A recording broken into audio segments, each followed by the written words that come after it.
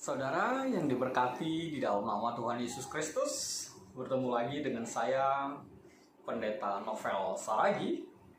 Firman Tuhan yang menyapa kita tertulis dalam Yohanes pasal yang ke-13, ayatnya yang ke-31 sampai ayatnya yang ke-35. Namun sebelumnya kita bersatu di dalam doa. Bapa di dalam surga, terima kasih Tuhan buat segala sesuatu yang kami rasakan. Kami teramat percaya Engkau selalu merangkai dan memelihara kehidupan kami. Tuhan Yesus yang baik, kami rindu disapa oleh kebenaran firman-Mu. Maka berfirmanlah Engkau Tuhan, sebab kami siap untuk menerimanya. Amin. Saudara yang diberkati dalam nama Tuhan Yesus Kristus, Shalom. Firman Tuhan yang menyapa kita seperti yang saya sebut tadi tertulis dalam Yohanes pasal yang ke-13, ayatnya yang ke-31 sampai ayatnya yang ke-35. Begini firman Tuhan, perintah baru.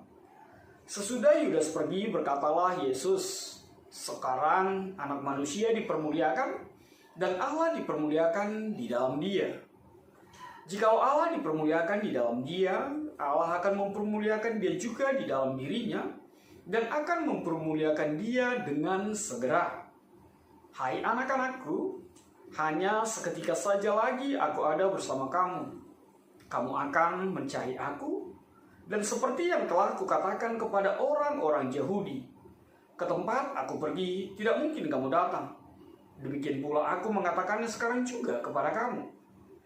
Aku memberikan perintah baru kepada kamu, yaitu supaya kamu saling mengasihi, sama seperti aku telah mengasihi kamu. Demikian pula kamu harus saling mengasihi.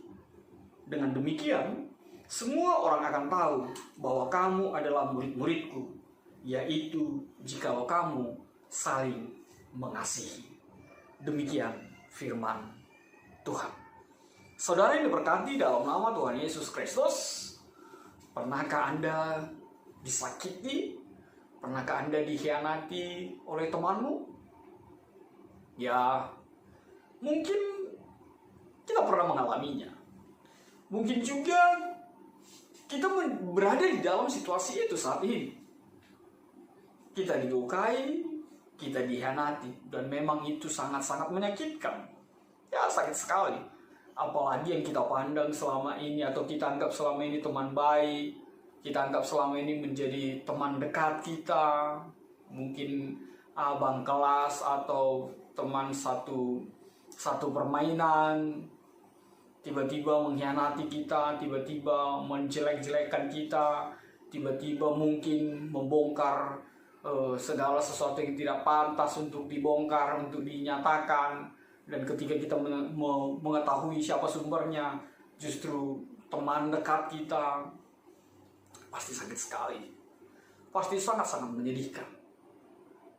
Dan ternyata saudara yang diberkati dalam nama Tuhan Yesus Kristus, Tuhan Yesus mengalami hal yang sama. Dan Tuhan Yesus pernah berada di dalam situasi itu. Dan firman Tuhan menghadirkan di dalam kehidupan kita bagaimana suasana itu dialami oleh Yesus dalam kehidupan kita. Yesus dikhianati. Yesus akan dijual oleh teman dekatnya, oleh pribadi yang selama ini bersama dengannya lebih kurang 3 tahun. Siapa itu? Ya, kita tahu dia adalah Judas. Dan firman Tuhan pada saat ini dibuka dengan kalimat sesudah Yudas pergi. Bapak, Inang, pemuda, memang Tuhan Yesus mau mengajar kita bahwa tidak baik memang berbicara sesuatu tentang kebenaran, tentang kebaikan, kalau di antara kita ada pengkhianat, kalau di antara kita ada orang yang berpikir selalu negatif tentang kebersamaan, ada orang yang selalu berpikir tentang bagaimana menyakiti, mengkhianati, atau menjolimi, atau membuli temannya. Memang tidak baik berbicara di tengah-tengah mereka. Sebab memang apapun yang kita katakan, sekali lagi, apapun yang kita nyatakan, baik itu sebuah kebenaran yang hakiki, ketika pikirannya jelek, pikiran jelek terhadap kita, pasti semuanya akan jelek. Dan bisa jadi apa yang kita sampaikan berbeda yang akan disampaikan keluar sana. Dan firman Tuhan menuliskannya begitu jelas sekali. Sesudah Yudas pergi.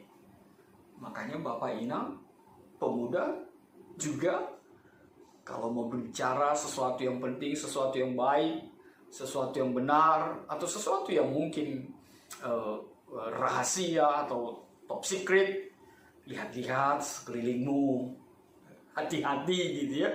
Bahkan orang bilang, wah kalau di gereja dinding pun bisa berbicara katanya kan. Karena apa? Sering sekali justru kita merasa bangga ketika kita menjadi sumber dari sesuatu di tengah-tengah kehidupan kita. Dari siapa kau dengar? Dari si novel. Dari siapa kau dengar? Dari si novel gitu ya. Kita bangga dengan situasi itu. Makanya Tuhan Yesus berpesan bagi kita dengan kalimat itu, sesudah Yudas pergi. Bapak Inang, pemuda yang dikasihi Tuhan Yesus Kristus, itu mengajarkan kita bahwa berada di dalam pertemanan, berada di dalam persahabatan, lihatlah temanmu, pilihlah sahabatmu, jangan sampai dia akan mengkhianati nanti, jangan sampai dia akan menyakiti nanti.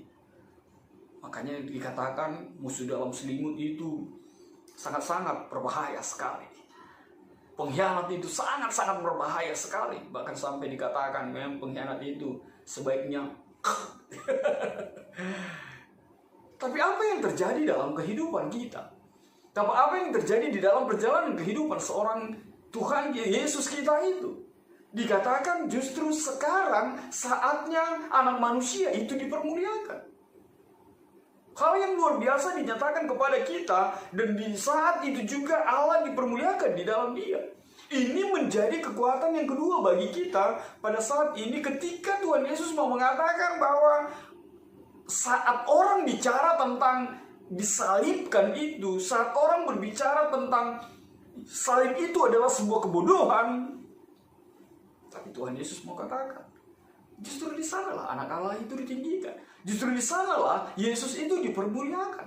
Dan ketika Yesus mau disalibkan, ketika Yesus mau berkorban, bahkan memberikan nyawanya seutuhnya, justru di sanalah keagungannya itu. Saatnya lah sekarang anak manusia itu akan dipermuliakan. Dan Yesus dipermuliakan justru di kayu salib itu. Bapak Inang dikasihi Tuhan Yesus Kristus. Lalu apa yang bisa kita lihat di dalam perikop kita yang berikutnya? Dikatakan bahwa, hai anak-anakku. Menarik sekali kalimat itu. Kenapa menarik? Bayangkan hampir bisa dihitung jari bagaimana Tuhan Yesus itu, atau kapan dan berapa kali Tuhan Yesus itu pernah berkata kepada murid-muridnya, hai anak-anakku. Jarang sekali. Tapi justru di dalam perjamuan meja makan itu, Tuhan Yesus begitu luar biasa mengantar kita kepada sebuah perubahan. Perubahan dalam arti apa? Ternyata Tuhan mau katakan tidak cukup stuck di dalam posisimu sebagai murid. Tidak cukup stuck berhenti hanya di dalam posisi kita sebagai murid dengan guru. Tapi biarlah itu berubah menjadi hubungan antara anak dengan bapaknya. Mungkin Tuhan Yesus mau katakan di tengah-tengah kehidupan kita, ketika posisi hanya guru dan murid, pasti ada jarak di sana. Atau jangan-jangan Tuhan Yesus mungkin mau berpesan bagi kita, kalau hubungan guru dengan murid, itu bisa terjadi pengkhianatan di sana. Itu bisa saling menyakiti di sana. Ya, siapa yang suka menonton film kungfu ya, Jackie Chan, Cheng Long, Bruce Lee gitu ya. Sering sekali kita diantar kepada pengkhianatan seorang murid. Dan kalau lebih dekat lagi, coba kita ingat atau dulu gitu ya, bagaimana kita melihat guru kita. Pas macam melihat bego kan, maaf, melihat bego dalam tanda petik. Kalau lihat guru di sana, kita ngelak, kita sembunyi gitu ya. Wah, guruku gitu ya. Atau mencoba menghindar. Tapi sekali lagi Tuhan Yesus berpesan, hai anak-anakku. Maka itulah menjadi posisi kita saat ini. Maka itulah posisi yang Tuhan inginkan di dalam kehidupan kita.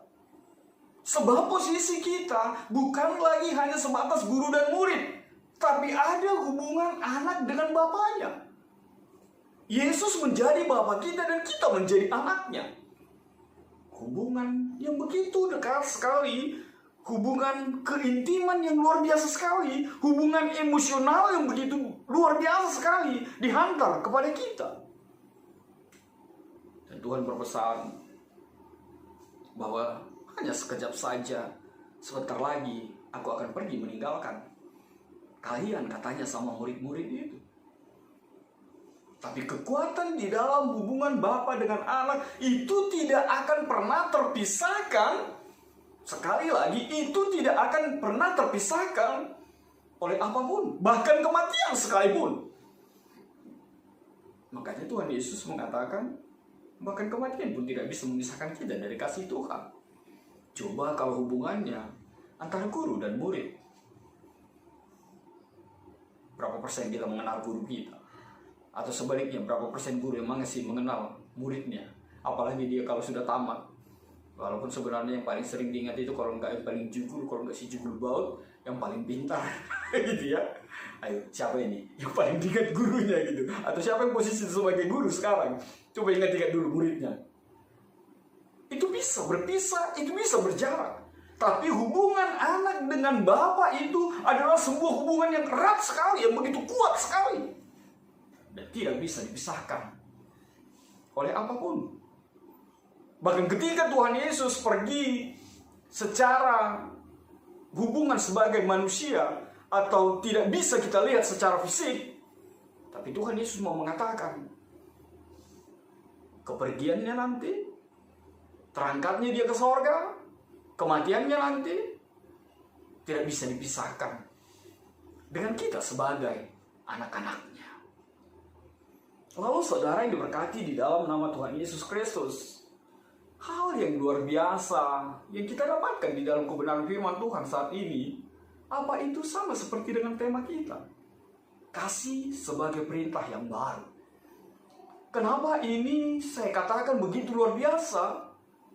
Bayangin orang yang sudah disakiti, orang yang sudah mau dijual, orang yang sebentar lagi mau mati, orang yang sebentar lagi mau disiksa, masih juga mengajarkan tentang kasih. What happened? Ayat naon? Kata orang di Batavia ini, kata orang di Jakarta ini. Ada apa dengan itu? Bukankah itu secara logika kita, bukankah itu sebagai orang manusia biasa kita mengatakan itu adalah sesuatu kegilaan?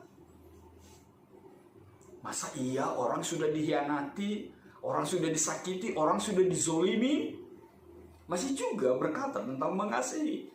Tapi itulah pesan Tuhan Yesus bagi kita dan menjadi kekuatan buat kita di perikop ini, ingin mengatakan bahwa kasih itu haruslah tetap menjadi sesuatu yang baru dalam kehidupan kita. Sebab tidak pernah ada bisa membantahkan tentang kasih, tentang tindakan kasih di dalam kehidupan kita, di dalam persekutuan kita. Tidak ada yang bisa membantahkannya. Sebab kasih itu harus menjadi sesuatu yang baru. Sebab kasih itu walaupun semua bisa hancur, semua bisa hilang lenyap, tapi kasih itu akan tetap abadi. Kasih itu akan tetap menjadi kekuatan yang luar biasa dalam kehidupan kita. Makanya sekecil apapun tindakan kasihmu, perbuatanmu yang baik di mata Tuhan, Tuhan akan memperhitungkannya. Dan Tuhan Yesus mengatakan, ketika engkau saling mengasihi, di sanalah orang akan melihat, di sanalah orang akan mengenal bahwa kita adalah murid Tuhan. Di dalam persekutuan kita, ketika kita saling mengasihi, itulah yang dikategorikan murid-murid Tuhan, anak-anak Tuhan. Makanya Bapak, Inang, pemuda, jangan katakan di dalam sebuah persekutuanmu itu ada persekutuan di dalam tubuh Kristus. Kalau di dalam pikiranmu, kalau di dalam persekutuanmu justru ada saling menyakiti, justru saling ada menjegal, justru ada saling menguliti, justru ada saling hanya melihat kesalahan orang lain, kesalahan teman, kesalahan di dalam sekitar kehidupanmu. Itu bukan persekutuan. Itu bukan hidup di dalam tindakan kasih. Jangan katakan kita adalah murid Tuhan. Jangan katakan kita adalah pribadi, anak-anak Tuhan, kalau tidak ada kasih di sana. Justru disinilah saatnya mengkritisi sebuah persekutuan kita. Benarkah persekutuan kita itu sebuah persekutuan di dalam Kristus? Kalau masih ada saling menyakiti, saling menjual, saling mengkhianati, itu bukan persekutuan di dalam Kristus. Maka Bapak Inang, pemuda yang dikasihi Tuhan Yesus Kristus, hiduplah di dalam perintah yang baru itu. Apa itu? Kasihilah sesamamu. Kasihilah orang lain seperti Tuhan mengasihi engkau di dalam kehidupan ini. Maka semakin begitu luar biasa ketika Tuhan Yesus mengatakan, bukan hanya sahabatmu, bukan hanya saudaramu, bahkan Tuhan mengatakan, kasihilah musuhmu. Itu berat? Ya, berat. Tapi bukan berarti yang berat itu tidak bisa dilakukan. Lakukanlah. Amin. Engkau, kita adalah anak-anak Tuhan. Maka hiduplah di dalam kasih itu. Amin. Kita bersatu dalam doa. Bapa di dalam sorga, terima kasih Tuhan Yesus untuk firman-Mu yang begitu luar biasa, mengikat kami satu dengan yang lain, sehingga kami saling hidup, saling mengasihi seperti Engkau Tuhan mengasihi setiap kami. Bapa di dalam sorga, kami tahu begitu menyakitkan sekali dikhianati, dizolimi, bahkan dijual di tengah-tengah kehidupan kami. Terlebih ketika itu dilakukan oleh teman atau orang yang selama ini kami anggap adalah teman baik atau orang yang dekat dengan kami. Tapi firman Tuhan mengajarkan begitu luar biasa bagi setiap kami. Justru di sana kita semakin dikuatkan, umat-Mu semakin diberkati, bahwa justru di dalam dikhianati pun, disakiti pun, kita masih tetap mampu untuk menunjukkan arti kasih yang sesungguhnya yang kami kenal di dalam Engkau Tuhan. Terima kasih Tuhan Yesus. Biarlah firman-Mu menjadi kekuatan bagi setiap kami anak-anak-Mu, dan kami harus saling mengasihi. Terima kasih Tuhan Yesus, dalam kasih-Mu kami berdoa dan mengucap syukur. Enyahkan Tuhan virus corona ini. Amin.